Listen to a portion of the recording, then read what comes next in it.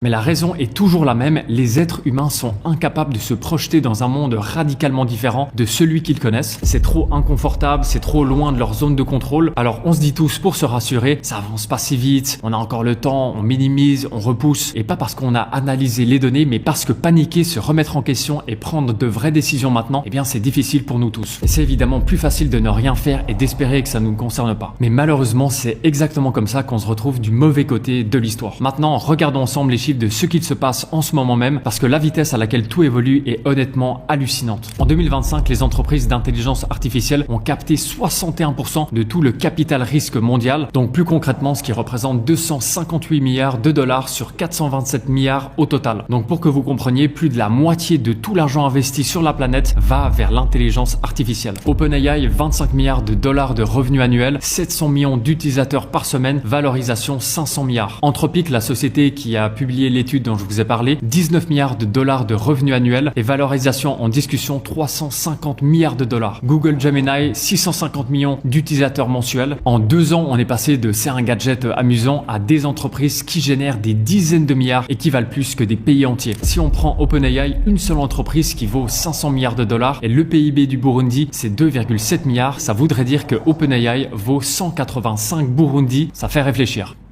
Quoique. Et cet argent, il ne rentre pas juste dans les coffres, il finance des modèles de plus en plus puissants, de plus en plus capables, mais surtout de plus en plus autonomes. Et c'est justement là que ça impacte directement nos vies. Parce que pendant que ces entreprises lèvent des centaines de milliards, eh bien de l'autre côté, les licenciements ont commencé. Et pas simplement dans les petites startups, mais dans les plus grandes entreprises de ce monde. On va rapidement passer métier par métier, et je vous préviens d'avance, les chiffres sont assez violents. Les copywriters et rédacteurs, selon une étude de Harvard Business School, a mesuré une baisse de 28% des emplois en rédaction, 81% des marketeurs digitaux déclarent avoir peur d'être remplacés par l'IA. Et quand vous regardez simplement les plateformes freelance, la demande pour de la rédaction humaine a complètement chuté pendant que les outils IA génèrent des millions de textes par jour. Le service client, Klarna, la plus grosse fintech d'Europe, a annoncé en février 2024, donc il y a déjà 2 ans à l'heure où je tourne cette vidéo, que son chatbot IA générait 2,3 millions de conversations, ce qui représente 66% de tous les échanges avec leurs clients et ce qui correspond donc à l'équivalent du travail de 700 agents humains. Temps de résolution 2 minutes au lieu de 11, économie estimée 40 millions de dollars. Les traducteurs, Duolingo a licencié 10% de ses traducteurs freelance et les a remplacés par GPT-4 avec une couche de validation humaine et la demande en traduction freelance a chuté de 20 à 50% selon les langues. On a ensuite les programmateurs, GitHub Copilot, l'assistant IA de Microsoft pour les développeurs, à 4,7 millions d'abonnés payants en croissance de 75% par an et aujourd'hui 46% de tout le code écrit par les utilisateurs de Copilot est généré par l'IA, donc ce qui représente presque la moitié.